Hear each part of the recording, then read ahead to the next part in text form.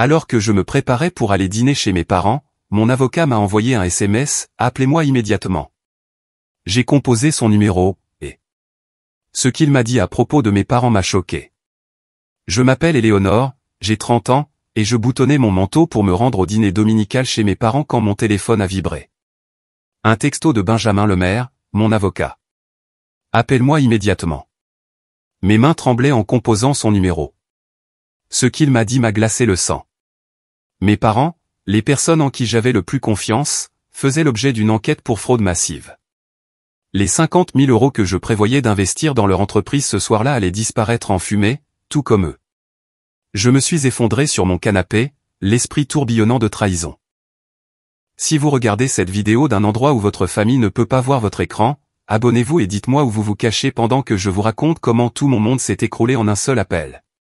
Il y a 6 mois, j'ai déménagé à Lyon après mon divorce d'avec Alain. 10 ans de mariage dissous dans des papiers et des partages de biens, me laissant émotionnellement vidé mais financièrement stable. Mon ex m'a peut-être quitté pour son assistante de 23 ans, mais au moins le règlement était équitable. J'ai acheté une petite maison de ville près du centre et j'ai repris ma carrière de directrice marketing dans une entreprise locale. Recommencer à 30 ans n'était pas mon plan, mais avoir mes parents à proximité a rendu la transition supportable. Martine et Richard, mes parents, étaient des piliers de la communauté. Mon père a bâti sa réputation de conseiller financier, aidant les familles à planifier leur retraite et les études de leurs enfants. Son bureau en centre-ville affichait des certificats et des récompenses pour l'excellence en planification financière. Ma mère, tout aussi respectée, vendait de l'immobilier de luxe aux professionnels de Lyon et siégeait dans 3 conseils d'administration d'œuvres de charité. Ils allaient à l'église tous les dimanches, organisaient des apéritifs de quartier et ne manquaient jamais une occasion de mentionner leur fille brillante qui travaillait dans le marketing. Quand Alain est parti, ils se sont ralliés autour de moi. Maman est venue rester 2 semaines, cuisinant des plats réconfortants et m'aidant à trier les biens partagés d'un mariage de 10 ans. Papa s'est occupé des appels avec la banque pour le prêt immobilier, les experts en assurance et les sociétés de cartes de crédit. Ils étaient mon filet de sécurité, me rattrapant quand ma vie s'est effondrée. La famille, c'est tout ce qui compte à la fin, disait papa en me tapotant l'épaule alors que je pleurais sur des albums photos. Les liens du sang sont les plus forts, Éléonore. Nous serons toujours là pour toi. Benjamin Lemaire est entré dans ma vie en tant qu'avocat pour le divorce, recommandé par un ami d'université. Efficace, direct et étonnamment empathique, il m'a guidé à travers le labyrinthe juridique tout en protégeant mes intérêts. Après la finalisation du divorce, j'ai conservé ses services pour l'achat de ma nouvelle maison. Il s'est avéré inestimable, repérant des problèmes de contrat que j'aurais manqués et négociant des conditions favorables. Nous avons développé une relation professionnelle amicale, nous rencontrant parfois pour un café pour discuter de ma planification financière. Il y a 2 mois, mes parents m'ont invité à dîner et m'ont dévoilé leur nouvelle entreprise passionnante, des locations de vacances de luxe sur la Côte d'Azur. Ils avaient déjà acheté 2 propriétés et en sécurisé 4 autres. Nous planifions cela depuis des années, a expliqué maman, me montrant des photos de magnifiques maisons en bord de mer. Les retours sur investissement sont incroyables et nous avons déjà réservé les propriétés existantes pour tout l'été. Papa a étalé des feuilles de calcul sur la table de la salle à manger, pointant les revenus projetés et les graphiques de croissance. Nous offrons cette opportunité à un groupe restreint de membres de la famille et d'amis proches. Les premiers investisseurs bénéficient d'une distribution prioritaire des bénéfices pendant les 5 premières années. Ils ont suggéré que j'investisse l'argent de mon divorce, environ 50 000 €. Le moment semblait parfait. Je reconstruisais ma vie et cela pourrait me fournir un revenu supplémentaire et une sécurité pour ma retraite. De plus, travailler avec mes parents signifiait que je pouvais faire entièrement confiance à l'opération. Pense Y, a dit maman en me serrant la main. Ce pourrait être ton nouveau départ à toi aussi. Au cours des semaines suivantes, ils ont partagé plus de détails. L'entreprise avait un nom, Retraite de luxe côtière. Ils m'ont présenté leur gestionnaire immobilier, Thomas, par appel vidéo. Bien que des difficultés techniques m'aient empêché de le voir clairement, chaque conversation a renforcé ma confiance en leur sens des affaires. Ce soir devait être le dîner de conclusion chez eux, pour signer les papiers et rejoindre officiellement l'entreprise familiale. J'avais le chèque de banque dans mon sac à main, prêt à investir dans mon avenir. Puis Benjamin a textoté. Éléonore, j'ai découvert quelque chose de préoccupant en faisant des vérifications de propriété pour un autre client, m'a-t-il expliqué une fois que je l'ai appelé. Les noms de tes parents sont apparus dans plusieurs procès pour fraude dans 3 départements différents. J'ai creusé plus profondément et j'ai trouvé un schéma qui remonte à des années, des noms d'entreprises différents, des combines similaires. Mon estomac s'est noué alors qu'il continuait. Il y a des allégations de systèmes de Ponzi, d'opportunités d'investissement frauduleuses et de détournement de fonds. Le cas le plus récent a été déposé le mois dernier par une enseignante à la retraite qui a investi toute sa pension dans un projet immobilier à rendement garanti. Il doit y avoir une erreur, ai-je insisté, la voix montant. Mes parents sont des membres respectés de la communauté. Papa gère des investissements depuis des décennies. C'est exactement comme ça qu'ils ont bâti la confiance, a répondu doucement Benjamin. Mais selon les archives du tribunal, ils ont réglé plusieurs affaires à l'amiable, déménagé entre les régions et opéré sous divers noms d'entreprises. Éléonore, quelque chose ne colle pas avec leurs finances. Les propriétés qu'ils t'ont montrées, j'ai vérifié les registres. Ils ne les possèdent pas, mon esprit se rebellait contre ces paroles. Mes parents, les personnes qui m'avaient appris l'honnêteté et l'intégrité, ne pouvaient pas être des escrocs. C'était inconcevable. Le dîner de ce soir, a poursuivi Benjamin. Est-ce à propos de l'opportunité d'investissement qu'ils t'ont offerte? Oui, ai-je chuchoté, me souvenant du chèque de banque dans mon sac. 50 000 €. Ne signe rien, a-t-il insisté. Ne leur donne pas d'argent. J'ai besoin de temps pour enquêter davantage. Mais Éléonore, je crains qu'il ne prévoie de disparaître bientôt avec l'argent des investisseurs. Après avoir raccroché avec Benjamin, je suis restée assise, figée sur mon canapé, ces avertissements résonnant dans ma tête. Mes parents aimants pouvaient-ils vraiment être des escrocs? Les parents qui m'avaient appris à rendre la monnaie en trop à l'épicerie? Qui m'avaient fait la leçon sur le fait que l'honnêteté était le fondement du caractère? Benjamin avait envoyé par courriel des documents judiciaires pendant que nous parlions. Avec des doigts tremblants, je les ai ouverts sur mon téléphone. Des procès dans le Rhône, les Bouches-du-Rhône et en Gironde nommaient Martine et Richard Dubois, mes parents, comme défendeurs dans des affaires de fraude. Une plainte détaillait comment ils avaient convaincu un couple de retraités d'investir les économies de toute une vie dans une franchise de restaurants inexistante. Une autre décrivait un groupe d'investissement exclusif pour des appartements de luxe qui ne s'est jamais matérialisé. Les noms des plaignants m'ont frappé avec une familiarité écœurante. Les Martin, qui avaient déménagé soudainement quand j'étais au lycée. Les Durand, qui avaient été des amis proches de la famille jusqu'à une mystérieuse brouille. Madame Lefebvre, mon ancienne professeure de piano, qui avait cessé de parler à mes parents après avoir investi dans l'une des opportunités spéciales de papa. De petites incohérences tout au long de ma vie se sont soudainement alignées comme les pièces d'un puzzle. Notre famille a déménagé 3 fois pendant mon enfance, toujours pour poursuivre de meilleures opportunités, selon mes parents. Chaque déménagement se faisait rapidement, souvent au milieu de l'année scolaire, laissant derrière nos amitiés et relations. Je me suis souvenu du secret de mes parents concernant leurs affaires.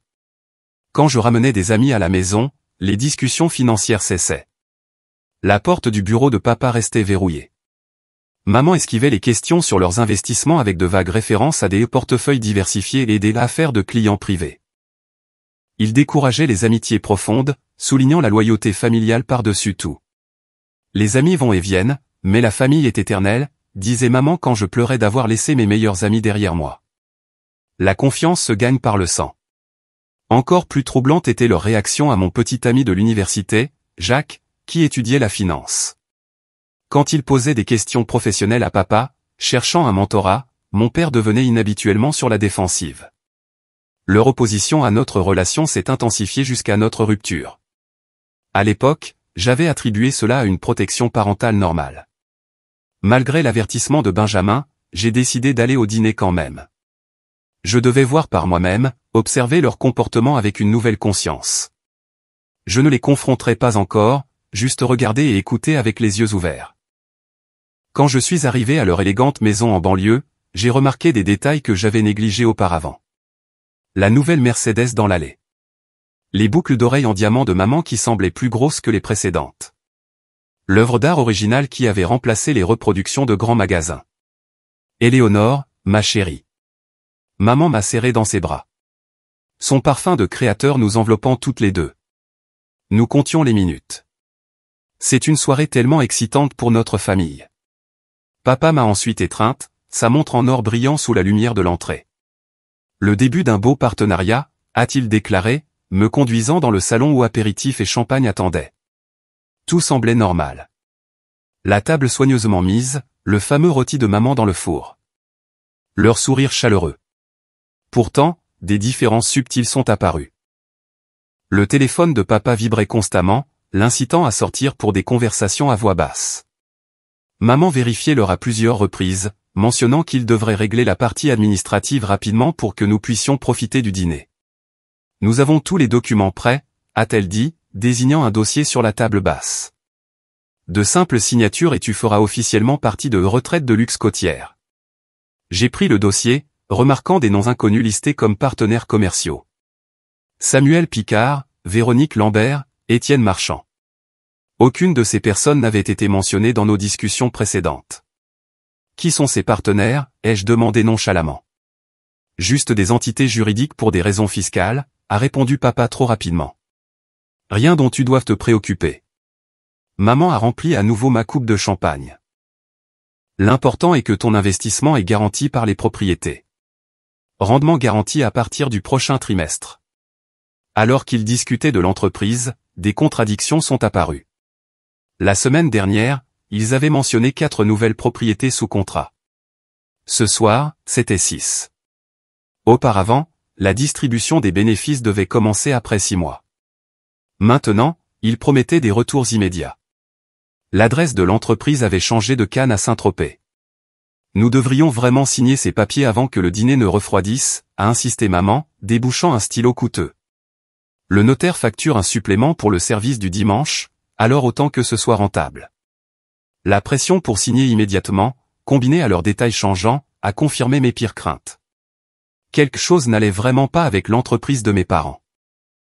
Pourtant, une partie de moi espérait encore une explication innocente, un malentendu, une complication juridique qu'ils étaient trop embarrassés pour partager. Cet espoir a diminué quand je me suis excusé pour aller aux toilettes et que j'ai aperçu la mallette de papa dans le couloir, partiellement ouverte. À l'intérieur se trouvaient des billets d'avion pour Buenos Aires, départ mardi, dans 2 jours. Maman n'avait rien mentionné d'un voyage à venir. Mon cœur battait à tout rompre alors que je retournais au salon où mes parents attendaient avec des sourires expectatifs et un contrat qui me priverait de ma sécurité financière et, bien pire, briserait le fondement de confiance qui avait défini notre relation. Avant de signer quoi que ce soit, j'adorerais voir ces projections mises à jour dont vous avez parlé la semaine dernière, ai-je dit, forçant un sourire tout en gagnant du temps. Le chèque de banque restait en sécurité dans mon sac, et j'avais l'intention de l'y laisser. L'expression de papa a vacillé d'impatience. Nous pourrons voir tout ça après la paperasse. L'important est de verrouiller ta position avant que les places restantes ne soient prises. Nous avons déjà 3 autres investisseurs prêts si tu as besoin de plus de temps, a ajouté maman avec une brusquerie inhabituelle. Les Gauthier ont appelé hier, suppliant presque d'augmenter leur participation. Leur tactique de pression semblait évidente maintenant que Benjamin avait levé le rideau. Je me suis à nouveau excusé, cette fois pour prendre un appel fictif du travail. Au lieu de cela, je me suis glissé dans le bureau de papa, une pièce qui avait toujours été interdite lors des réunions de famille. La porte n'était pas verrouillée. Une chose rare. À l'intérieur, des agendas en cuir et des dossiers organisés transmettaient une légitimité professionnelle. Mais le mur sud a attiré mon attention. Un panneau de liège couvert de brochures de voyage pour le Belize, le Panama et l'Argentine, tous des pays sans traité d'extradition avec la France. Mes mains tremblaient alors que j'ouvrais doucement le tiroir du bureau. À l'intérieur se trouvait un dossier intitulé RLC, investisseurs contenant des feuilles de calcul, listant des noms, des montants d'investissement et des coordonnées. Le total dépassait 3 millions d'euros, avec des dates de contribution remontant à 18 mois. Je reconnaissais de nombreux noms, familles, amis, membres de l'église, voisins âgés. Des gens de confiance qui respectaient mes parents. Dans un autre tiroir, j'ai découvert une boîte verrouillée. La clé était cachée sous le sous-main du bureau. Papa utilisait toujours les mêmes cachettes. À l'intérieur se trouvaient 4 passeports, 2 avec les photos de mes parents, mais des noms différents, Robert et Elisabeth Caron. Jacques et Marguerite Lefebvre. Plusieurs permis de conduire et cartes de crédit correspondant à ces identités. Une sueur froide a perlé sur mon front alors que les souvenirs affluaient. 8 ans. Déménagement de Marseille du jour au lendemain après que l'associé de papa aurait détourné des fonds. 13 ans. Changement d'école en milieu d'année parce que maman avait trouvé de meilleures opportunités éducatives dans un autre quartier. 17 ans. L'incendie inexpliqué au bureau de papa qui a détruit les archives financières juste avant un audit programmé. La preuve la plus accablante était un carnet contenant ce qui semblait être des stratégies de sortie. Des listes d'actifs à liquider, de comptes à fermer et un calendrier pour disparaître. Mon nom apparaissait sur une page avec une note, 50K sécurisée. Boucler la boucle après le transfert. Je n'étais pas juste une autre victime. J'étais la dernière cible avant qu'ils ne disparaissent. Des bruits de pas s'approchaient du bureau. J'ai rapidement tout remis à sa place et j'ai fait semblant de terminer mon appel quand maman est apparue à la porte. Le dîner refroidi, ma chérie, a-t-elle dit, ses yeux balayant le bureau. Tout va bien? Juste des urgences du travail, ai-je menti, notant avec quelle facilité la tromperie me venait maintenant. Je me lave les mains et j'arrive tout de suite. À table, mes parents ont discuté de leur voyage d'affaires la semaine prochaine. Une mission de repérage pour de nouvelles propriétés, ont-ils prétendu. Aucune mention de Buenos Aires ou de billets aller simple. Nous gérons ton investissement à distance pendant quelques semaines, a expliqué papa entre deux bouchées de rôti. Thomas s'occupera des opérations quotidiennes pendant que nous sécurisons les nouvelles acquisitions. Le timing est parfait, a ajouté maman.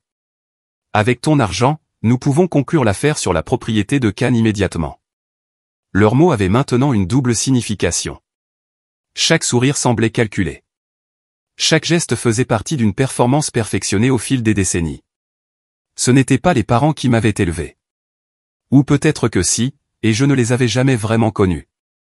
Quand pourrais-je rencontrer les autres investisseurs, ai-je demandé innocemment. Peut-être pourrions-nous avoir une réunion de groupe avant votre voyage.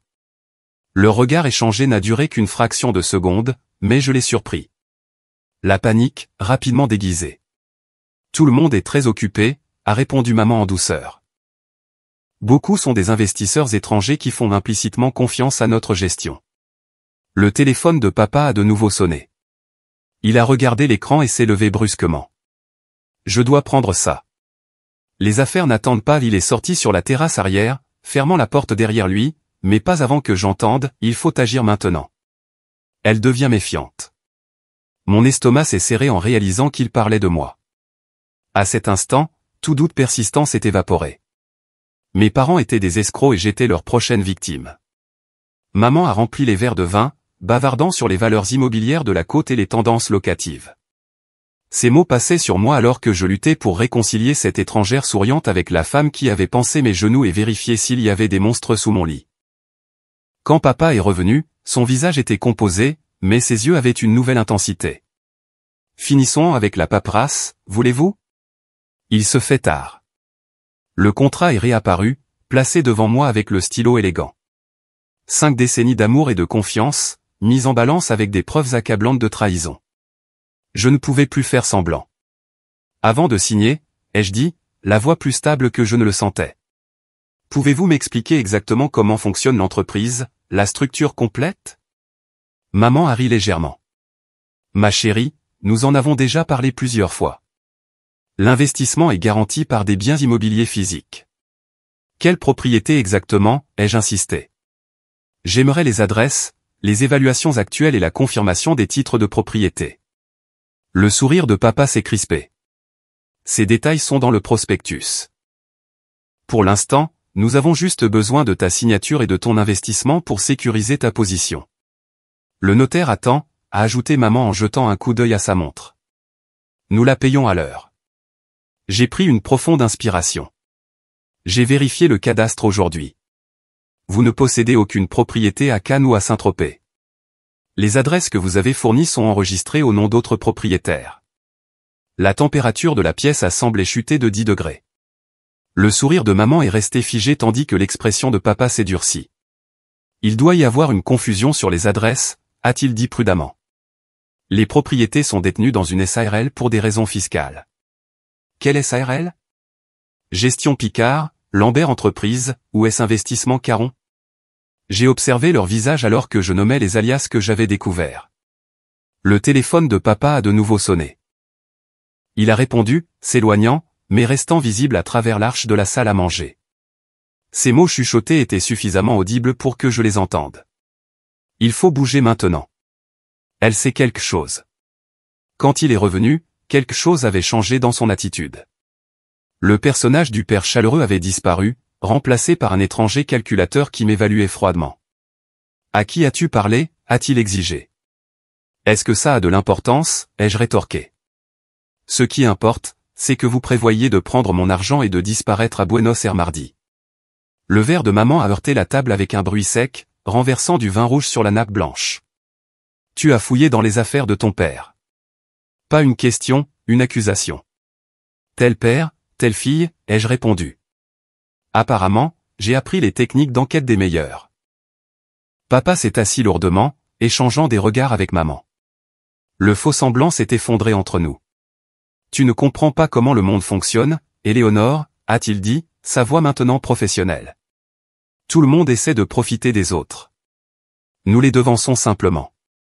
En volant des voisins âgés, des amis de l'église, votre propre fille. » Ma voix s'est brisée. « Nous préférons la stratégie d'investissement agressive », a répondu maman avec une froideur choquante. Personne ne force ces gens à investir. Ils jettent leur argent sur des opportunités parce qu'ils sont avides de rendement. « Depuis combien de temps ?» ai-je murmuré. « Depuis combien de temps faites-vous ça ?» Papa a haussé les épaules. 25 ans. On a commencé petit. Après que mon cabinet financier légitime ait fait faillite. J'ai découvert que les gens font plus confiance au diplôme et à l'assurance qu'ils ne vérifient les faits. Le calendrier signifiait que toute mon enfance avait été bâtie sur la fraude. Chaque maison, chaque école, chaque vacances financées par de l'argent volé. Vous alliez me voler aussi. La prise de conscience me brûlait comme de l'acide. Les affaires sont les affaires, a dit papa platement. Tu as toujours été trop confiante, tout comme nos investisseurs. Nous t'avons appris la loyauté familiale précisément parce que cela rend les gens prévisibles. Maman a tendu la main sur la table, s'arrêtant juste avant de toucher la mienne. Ma chérie, nous t'aurions envoyé quelque chose finalement, un petit quelque chose. Nous ne sommes pas des monstres. Leurs justifications ont libéré le flot d'émotions que j'avais retenu. Des larmes coulaient sur mon visage alors que 30 ans de souvenirs se récontextualisaient. Les parents qui m'avaient réconforté, célébré mes réussites et soutenu pendant mon divorce étaient les mêmes personnes qui avaient systématiquement détruit d'innombrables vies pour le profit. Tout était un mensonge, ai-je suffoqué. Chaque leçon sur l'honnêteté, chaque moment en famille. Juste une partie de votre longue arnaque. Pas tout, a insisté maman, une lueur d'émotion sincère traversant son visage. Nous t'aimons, Éléonore. À notre manière. Votre manière inclut de voler l'argent de mon divorce et de disparaître pour toujours. Papa a vérifié sa montre avec impatience. Cette scène émotionnelle est inutile. Tu sais maintenant que tu n'investiras pas. Fin de l'histoire. Pas la fin de l'histoire, ai-je dit en me levant. Le début des conséquences. Ses yeux se sont plissés. Qu'est-ce que ça veut dire? Ça veut dire que je connais des noms, des dates, des montants. Je connais les Martin, les Durand, Madame Lefebvre. Je connais votre projet de fuite en Argentine. Tu ne dénoncerais pas tes propres parents, a dit maman. Mais l'incertitude s'était glissée dans sa voix. Pourquoi pas? Vous aviez prévu de faire de votre propre fille une victime. Papa s'est levé soudainement, sa chaise grinçant contre le parquet.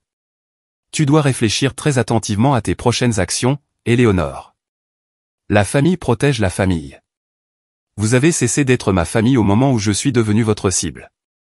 J'ai attrapé mon sac et j'ai reculé vers la porte. Profitez de votre dîner. C'est peut-être votre dernier repas fait maison pour un moment. Maman s'est levée, la panique remplaçant sa façade composée. Éléonore, attends. Nous pouvons tout expliquer. Il y a des circonstances que tu ne comprends pas mais je me dirigeais déjà vers la porte d'entrée, les larmes brouillant ma vision. Derrière moi, j'ai entendu la voix froide de papa. Laisse-la partir. On accélère le calendrier ce soir. J'ai titubé jusqu'à ma voiture et, d'une manière ou d'une autre, je me suis éloigné de la maison où toute ma compréhension de la famille venait d'imploser. Les fondations de ma vie s'étaient effondrées, me laissant à la dérive dans une réalité où rien n'était ce qu'il semblait être. J'ai conduit sans but dans les rues pluvieuses de Lyon, les essuie-glaces battant le rythme de mes pensées effrénées. Finalement, je me suis garé sur le parking vide d'un supermarché et j'ai appelé Benjamin. J'ai besoin de te voir, ai-je réussi à dire entre deux sanglots. Tu avais raison sur toute la ligne. 30 minutes plus tard, j'étais assise dans son bureau. Les lumières de sécurité projetaient des ombres dures sur le cabinet d'avocat vide le week-end. J'ai détaillé mes découvertes, les fausses identités, la liste des investisseurs, les plans de fuite. J'aurais pu être une victime de plus, ai-je conclu, l'épuisement remplaçant les larmes. Ils m'ont élevé pendant 30 ans, puis ont prévu de prendre mon argent et de disparaître. L'expression de Benjamin est restée professionnelle, mais ses yeux reflétaient de la compassion. Tu dois comprendre quelque chose d'important, Éléonore. Ce n'est pas de ta faute. Les escrocs, même quand ce sont tes parents, excellent dans la manipulation. Ils construisent la confiance spécifiquement pour l'exploiter. Il a ouvert son ordinateur portable, me montrant des recherches supplémentaires qu'il avait menées depuis notre appel. Des articles sur des escroqueries à l'investissement dans différentes régions présentant des suspects dont les descriptions correspondaient à mes parents, bien que les noms différaient. Des registres de propriétés montrant des acquisitions et des ventes rapides. Des enregistrements d'entreprises qui apparaissaient et disparaissaient en quelques mois. J'ai contacté l'inspecteur Dubois de la brigade financière de Lyon, a dit Benjamin. Elle enquête sur des cas similaires et pense que tes parents pourraient être liés à un schéma plus large. Le lendemain matin, j'étais assise en face de l'inspecteur Dubois, une femme concentrée aux cheveux prématurément gris et aux yeux qui avaient vu toutes les formes de tromperie humaine. Vos parents pratiquent ce que nous appelons une escroquerie par lien de confiance, a-t-elle expliqué, organisant des photos et des documents. Ils ciblent des communautés où ils ont établi la confiance, églises, quartiers, associations professionnelles. Le lien familial ajoute une autre couche de sécurité perçue pour les victimes. Elle m'a montré une carte marquée d'épingles représentant des victimes connues dans 3 régions. Plus de 50 personnes, beaucoup âgées, avaient perdu des économies allant de 20 000 à un demi-million d'euros. La plupart des victimes ne portent jamais plainte, a poursuivi l'inspecteur Dubois. Elles ont tout, dans les cas familiaux, sont en conflit à l'idée de dénoncer des proches. Votre témoignage pourrait être crucial pour monter notre dossier. Le poids de la responsabilité s'est lourdement abattu sur mes épaules. Le fait de me manifester aidera-t-il à récupérer de l'argent pour ces personnes? Potentiellement. Nous pensons que vos parents ont des comptes à l'étranger. Avec des preuves solides et une coopération internationale, nous pourrions récupérer certains actifs. Cet après-midi-là, j'ai rencontré Solange Mercier, une infirmière à la retraite de 78 ans qui avait investi l'assurance vie de son défunt mari avec ma mère 2 ans auparavant. 200 000 euros, tout son filet de sécurité financier, envolé. Martine était si gentille, a expliqué Solange, ses mains tremblant autour de sa tasse de thé. Elle apportait des repas après la mort d'Harold, m'a aidé à organiser ses papiers, a dit qu'elle me considérait comme de la famille et voulait s'assurer que l'on s'occupe de moi. Sa vulnérabilité reflétait la mienne. La même confiance, la même trahison. Mais alors que j'étais assez jeune pour me reconstruire financièrement, Solange faisait face à un avenir incertain, dépendant de sa petite retraite et de petits boulots pour joindre les deux bouts. Ils étaient si convaincants, a-t-elle murmuré. Je n'ai jamais remis en question leurs intentions. Rencontrer Solange a solidifié ma résolution. Il ne s'agissait pas seulement de ma confiance brisée ou de mon argent volé. Il s'agissait de justice pour des dizaines de personnes vulnérables qui avaient tout perdu. Que voulez-vous que je fasse, ai-je demandé à l'inspecteur Dubois lorsque nous nous sommes retrouvés. Nous avons besoin d'une preuve enregistrée de leur stratagème. Vos parents sont prudents. Ils opèrent juste en dessous des seuils légaux et bougent avant que les schémas n'émergent. Mais avec votre aide, nous pourrions les enregistrer en train d'admettre la fraude. Vous voulez que je porte un micro? L'idée d'affronter à nouveau mes parents a fait déferler une vague de panique en moi. Ce serait le moyen le plus direct d'obtenir des preuves, a-t-elle confirmé. Vous les contacteriez, exprimeriez des regrets sur votre réaction, et diriez que vous avez reconsidéré leur offre. Amenez-les à parler de leur opération, de leurs entreprises passées et de leurs projets futurs. Benjamin, qui était resté à mes côtés tout du long, est intervenu. C'est entièrement volontaire, Éléonore. Il y a d'autres moyens de monter un dossier. Mais je connaissais déjà ma réponse. Je le ferai. Demain soir, avant leur vol. Ce soir-là, l'inspecteur Dubois et un spécialiste technique m'ont briefé sur l'équipement d'enregistrement. Un téléphone modifié qui transmettrait notre conversation aux officiers postés à proximité. Nous avons développé une stratégie. J'exprimerai mon intérêt à rejoindre leur opération plutôt qu'à simplement investir, les incitant à expliquer leur méthode en détail. Poser des questions spécifiques, a conseillé l'inspecteur Dubois. Comment ils identifient les cibles, comment ils déplacent l'argent, ou ils établissent de nouvelles identités. Plus ils fournissent de détails, plus notre dossier sera solide. J'ai passé cette nuit dans un hôtel, incapable de retourner à ma maison où des photos de famille ornaient encore les murs. Le sommeil m'a fui alors que je luttais avec l'ampleur de la trahison et la gravité de ma décision. C'étaient les personnes qui m'avaient donné la vie, qui avaient façonné mes valeurs, même si ces valeurs étaient destinées à faire de moi une cible plus efficace. Le matin, j'avais trouvé une étrange clarté. Les parents que je pensais avoir étaient des illusions, des personnages soigneusement conçus dans une performance de plusieurs décennies.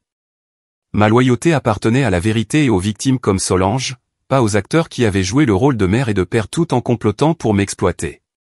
Lorsque l'inspecteur Dubois est arrivé pour me préparer à l'opération, elle m'a trouvé calme et résolu. Nous serons à proximité tout le temps, m'a-t-elle assuré en ajustant le dispositif d'enregistrement. Au moindre signe de danger, dites la phrase « Je dois réfléchir au calendrier » et nous interviendrons immédiatement. Benjamin a insisté pour attendre dans le fourgon de surveillance. Souviens-toi, tu ne les confrontes pas, m'a-t-il rappelé. Tu recueilles des informations. Reste curieuse, pas accusatrice. Alors que je conduisais vers la maison de mes parents une dernière fois, j'ai senti mon rôle passer de victime à agent de la justice. La fille qu'ils avaient élevée pour être confiante et loyale devenait l'instrument de leur chute. Quand je suis arrivé chez mes parents ce soir-là, des valises se tenaient dans le hall d'entrée, prêtes pour leur voyage d'affaires en Argentine. Maman a ouvert la porte avec une surprise visible. « Éléonore, nous ne nous attendions pas à te revoir si tôt. » J'ai réfléchi à notre conversation, ai-je dit, le cœur battant si fort que je craignais que le microphone ne le capte. « Pouvons-nous parler ?» Papa est apparu derrière elle, la méfiance évidente dans sa posture. « À propos de quoi ? » Des affaires. De tout. J'ai rencontré son regard avec assurance. J'ai peut-être surréagi hier. Ils ont échangé un regard avant que maman ne s'écarte. Bien sûr, ma chérie. Entre. Le salon montrait des signes de préparatifs hâtifs. Des espaces vides où des œuvres d'art de valeur avaient été accrochées. Des armoires ouvertes. Ils s'étaient préparés à fuir. J'ai réalisé quelque chose après être parti, ai-je commencé, m'asseyant sur le bord du canapé. Vous faites ça avec succès depuis 25 ans. Il doit y avoir des profits substantiels. Papa est resté debout, les bras croisés. Où veux-tu en venir ? Peut-être que je suis dans le mauvais secteur. Le marketing paie bien, mais clairement pas aussi bien que ce que vous faites. Je me suis penché en avant, adoptant leur ton pragmatique de la nuit précédente. Peut-être qu'au lieu de simplement investir, je devrais apprendre l'entreprise familiale. Pour de vrai. Le choc sur leur visage aurait été comique dans d'autres circonstances. Tu veux nous rejoindre ? A demandé maman, incrédule. Pourquoi pas ?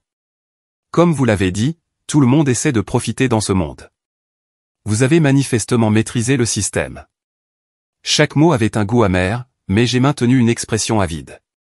Papa s'est assis lentement, m'étudiant avec un nouvel intérêt. Qu'est-ce qui t'a fait changer d'avis ? J'ai réalisé que vous aviez raison sur la crédulité des gens. Ils font confiance trop facilement. Je l'ai fait toute ma vie. Confiance aux amis, aux collègues, à Alain. J'ai haussé les épaules. Regarde où l'honnêteté conventionnelle m'a mené. Divorcé à 30 ans, recommençant à zéro. Pendant ce temps, vous prospérez depuis des décennies. Leur méfiance a commencé à fondre pour laisser place à un optimisme prudent. La perspective de garder leur fille dans leur vie tout en continuant leur combine faisait appel à la version tordue de l'amour parental qu'ils possédaient. Ce n'est pas une vie facile, a dit papa, testant mon engagement. Des déplacements constants, de nouvelles identités, toujours regardées par-dessus son épaule. Mais les récompenses compensent les inconvénients, n'est-ce pas ? J'ai fait un geste vers leurs meubles de luxe. De plus, 3 personnes travaillant ensemble seraient plus efficaces que 2. Maman s'est assise à côté de moi, prenant ma main. Éléonore, en es-tu certaine ? Une fois que tu franchis certaines lignes, il n'y a pas de retour en arrière à la vie conventionnelle. Je suis la fille de mes parents, après tout, ai-je répondu, serrant sa main tout en réprimant ma révulsion. Alors, dites-moi comment ça marche vraiment. Tout. Si je rejoins l'entreprise familiale, je dois comprendre complètement l'opération.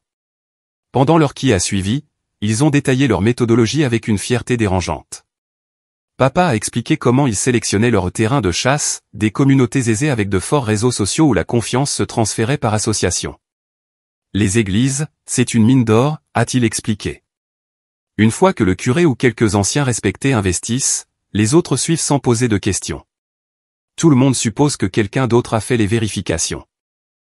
Maman a décrit comment ils établissaient leur crédibilité, rejoignant des organisations civiques, faisant de petits dons de bienfaisance, se liant d'amitié avec des membres influents de la communauté.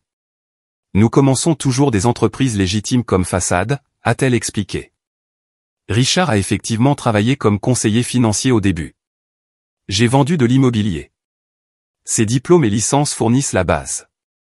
Ils ont exposé leur stratégie de ciblage, se concentrant sur les veuves récentes, les retraités avec des économies substantielles et les professionnels occupés qui avaient de l'argent mais manquaient de temps pour des recherches d'investissement détaillées. La clé est de les amener à venir à toi, a expliqué papa. Sème des graines sur tes investissements réussis.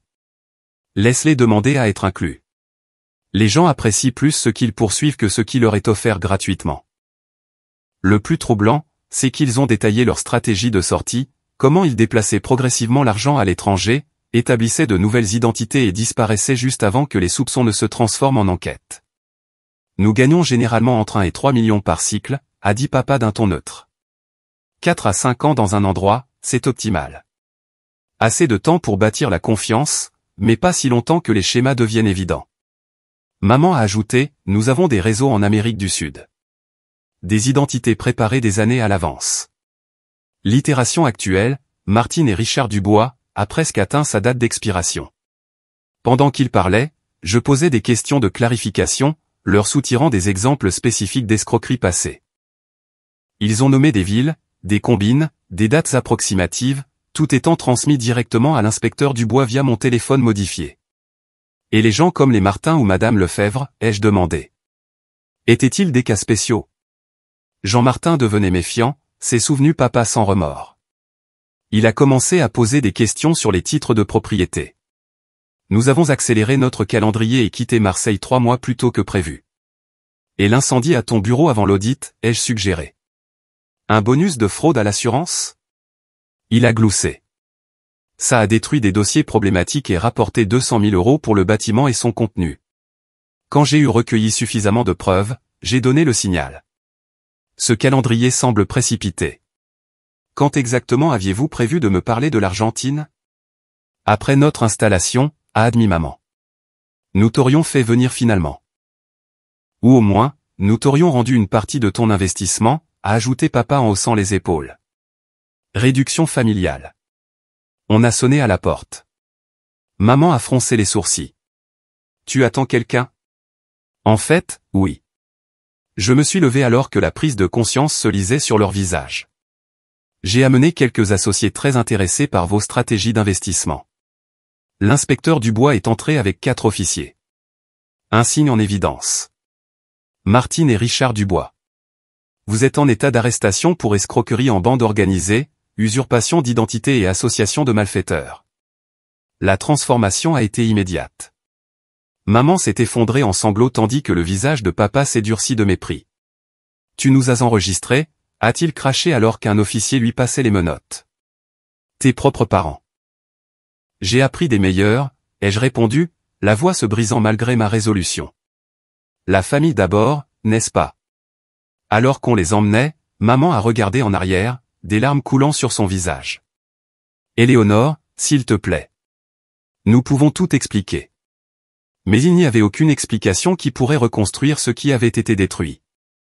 J'ai regardé en silence les voitures de police emporter les étrangers qui m'avaient élevé. Les conséquences se sont déroulées par vagues. Les médias locaux se sont emparés de l'histoire, des membres respectés de la communauté révélés être des escrocs en série, dénoncés par leur propre fille. Certains journalistes m'ont dépeinte comme une héroïne. D'autres se sont demandé comment j'avais pu trahir mes parents. Les commentaires en ligne allaient du soutien à l'accusation.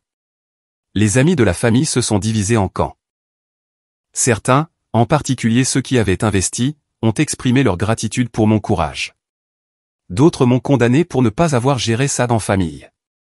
Plusieurs parents ont complètement cessé de me parler, refusant de croire aux preuves présentées. Le processus judiciaire a suivi son cours méthodiquement.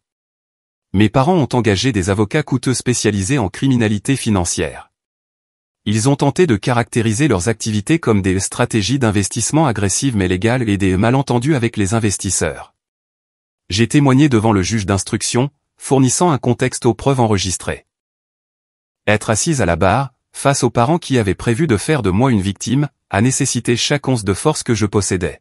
« Comment avez-vous pu faire ça à votre propre fille ?» a demandé l'avocat de papa lors du contre-interrogatoire, essayant de me peindre comme vindicative. « C'est une question qu'il vaut mieux poser à mes parents », ai-je répondu d'une voix stable. Ils prévoyaient de voler les économies de ma vie avant de disparaître définitivement. Finalement, les procureurs ont découvert des comptes à l'étranger contenant environ 2 millions d'euros, une fraction de ce qu'ils avaient volé au fil des décennies, mais assez pour commencer à dédommager les victimes récentes. 3 mois après leur arrestation, je leur ai rendu visite à la maison d'arrêt. Une vitre de sécurité nous séparait alors que je faisais face aux personnes qui m'avaient donné la vie tout en trahissant chaque principe qu'ils prétendaient m'inculquer. « Pourquoi es-tu venu ?» a demandé papa, sans aucune chaleur dans les yeux. « Pour comprendre », ai-je répondu. « Est-ce qu'une partie de tout ça a été réel ? Un seul moment de mon enfance, où ai-je toujours fait partie de la grande arnaque ? » Maman s'est penchée en avant. « Nous t'aimons, Éléonore. Ça n'a jamais été faux. Nous avons juste une compréhension différente de la façon dont le monde fonctionne. Vous prévoyiez de me voler, lui ai-je rappelé. Les affaires et la famille sont des considérations distinctes, est intervenu papa. Nous avons toujours eu l'intention de réparer les choses, éventuellement. Même maintenant, ils ne pouvaient pas dire la vérité. Même face à des preuves accablantes et à des années de prison, ils maintenaient leur tromperie. Vous m'avez appris que l'intégrité compte, ai-je dit en me levant pour partir. Je suppose que je devrais vous remercier pour cette leçon, même si vous n'y avez jamais cru vous-même. Papa a crié après moi alors que je m'éloignais. Quand nous sortirons, nous pourrons recommencer à zéro, une nouvelle entreprise ensemble. Ces mots ont confirmé ce que je savais déjà. Ils ne changeraient jamais. L'arnaque n'était pas seulement leur profession. C'était leur identité. Et il était temps pour moi de forger une identité entièrement distincte de leur influence. 1 an a passé. J'ai déménagé à Paris, trouvant un poste de directrice marketing senior dans une entreprise technologique. Ma maison à Lyon s'est vendue rapidement, coupant un autre lien avec ma vie antérieure. La nouvelle ville offrait l'anonymat et la distance par rapport aux rumeurs qui m'avaient suivi après l'arrestation de mes parents. Leur procès s'est terminé par des verdicts de culpabilité sur plusieurs chefs d'accusation. Papa a été condamné à 12 ans, maman à 8, en raison de son rôle secondaire dans les combines. Le juge a ordonné des paiements de dédommagement aux victimes identifiées, bien que beaucoup ne récupéraient que quelques centimes pour chaque euro perdu. Mon parcours de guérison a commencé avec une thérapie. Le docteur Marchand était spécialisé dans les traumatismes de trahison familiale et m'a aidé à comprendre que le deuil de personnes encore en vie peut être plus compliqué que le deuil des morts. Vous faites le deuil des parents que vous pensiez avoir, a-t-il expliqué lors d'une des premières séances. La relation en laquelle vous croyez n'a jamais vraiment existé. C'est une perte profonde. Surmonter la colère s'est avéré le plus difficile.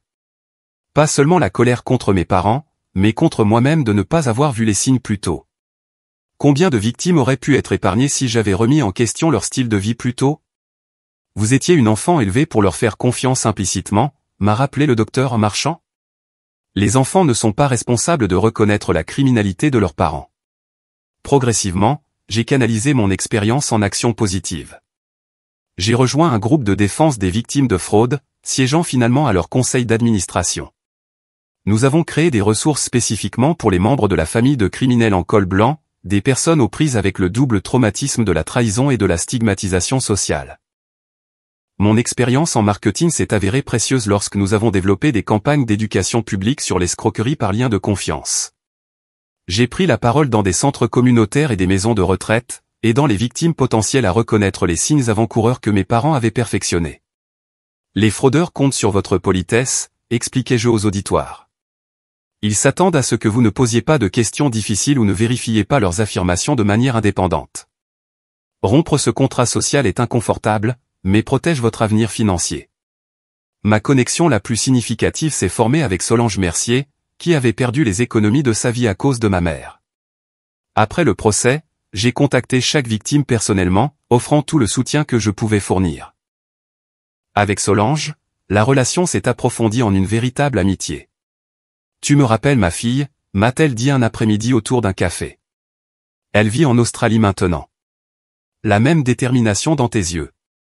Solange m'a rejointe lors d'ateliers de prévention de la fraude, partageant son expérience avec une honnêteté dévastatrice. Sa présence rappelait aux auditoires que les victimes n'étaient ni stupides ni avides, juste des individus confiants pris dans des pièges psychologiques sophistiqués. Nous avons célébré de petites victoires ensemble. Sa demande de logement social pour personnes âgées acceptée, ma promotion au travail, le jour où elle a reçu son premier chèque de dédommagement de 3 000 €, une fraction de ce qu'elle avait perdu, mais symboliquement significatif. Tes parents m'ont pris mon argent, a dit Solange une fois.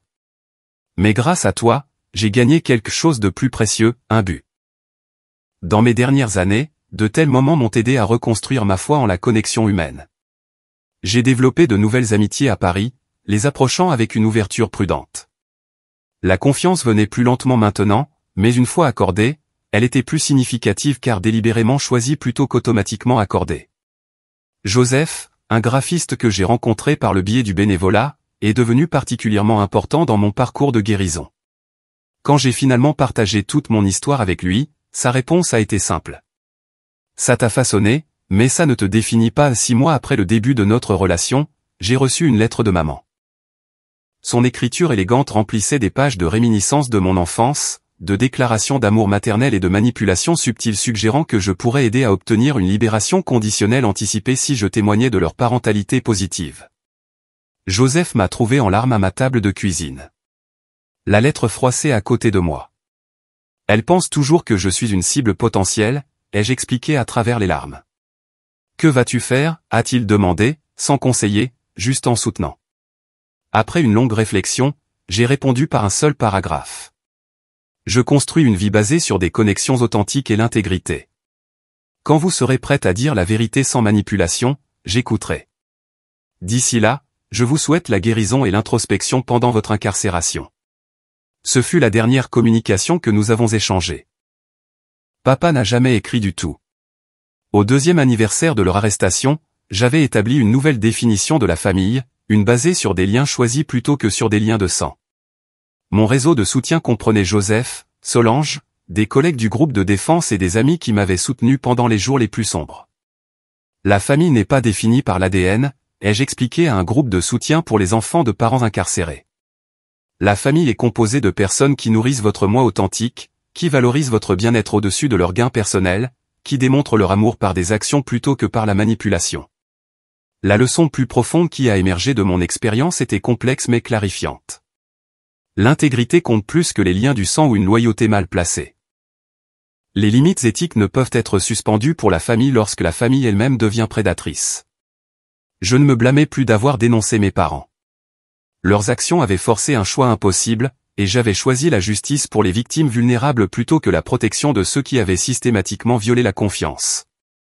La plus grande liberté, ai-je écrit dans mon journal au 2e anniversaire de leur arrestation, est de construire une vie ancrée dans la vérité plutôt que dans des illusions réconfortantes. La mythologie familiale que je chérissais était belle mais creuse. La réalité que je vis maintenant, imparfaite, parfois douloureuse mais authentique, fournit une base pour une connexion véritable impossible à l'ombre des mensonges. Cette compréhension n'a pas éliminé les jours difficiles. Les vacances amenaient une conscience douloureuse des réunions de famille traditionnelles que je ne vivais plus. Certaines chansons ou odeurs déclenchaient des souvenirs de moments qui semblaient authentiques mais qui étaient contextualisés par la tromperie. Pourtant, de plus en plus, la paix remplaçait l'amertume. J'ai reconnu que malgré leur faillite morale, mes parents m'avaient involontairement offert des cadeaux précieux, la résilience, l'empathie pour les victimes et un engagement inébranlable envers l'honnêteté.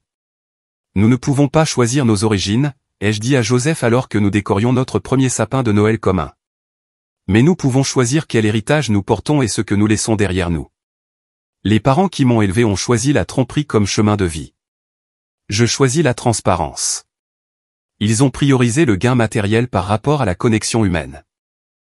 Je privilégie l'intégrité dans les relations. Ils voyaient la vulnérabilité comme une opportunité d'exploitation. Je la vois comme le fondement d'une confiance authentique. Chaque jour représente une autre brique dans la fondation de la vie que je construis. Une vie où les promesses sont tenues, la confiance est sacrée et les connexions sont authentiques. La trahison qui a failli me détruire est devenue le catalyseur pour créer une existence plus significative que je n'aurais pu l'imaginer autrement.